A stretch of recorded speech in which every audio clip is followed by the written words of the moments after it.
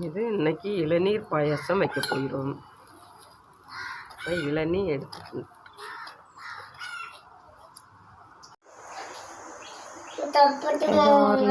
பால்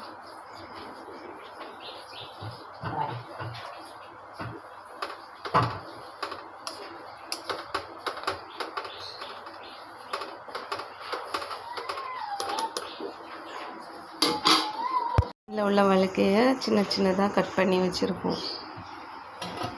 பாதி இளநீர் வழுக்கையை இப்படி மிக்சியில் பேஸ்ட்டாக அரைச்சி வச்சுருக்கோம். இளநீரை ஊற்றி ஊற்றி அரைக்கணும். இப்படி அரைச்சி வச்சுருக்கோம். இந்த பால் கொஞ்சம் நல்லா சுண்ட காயணும். காய்ஞ்ச பிறகு சுகர் எல்லாம் ஆட் பண்ணணும். மில்க் மேட் போட்டிருக்கு. கொஞ்சமாக தேவைக்கு உங்களுக்கு சுகருக்கு ஏற்ற மாதிரி சீனி.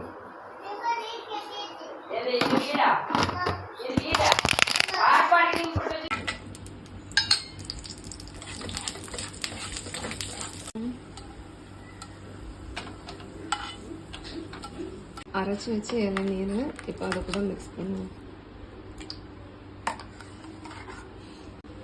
அதோட கொத்தி வைக்கிறத இப்போ அதே அதில் போட்டு மிக்ஸ் பண்ணுவோம்.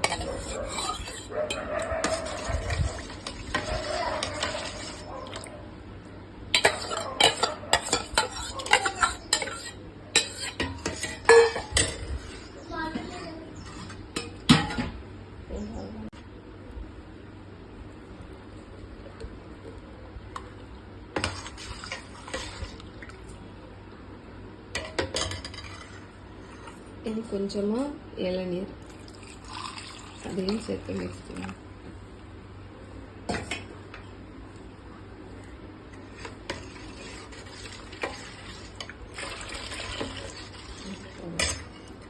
வறுத்து வச்சிருக்கு கேஷ்யூ. இது இருக்கு.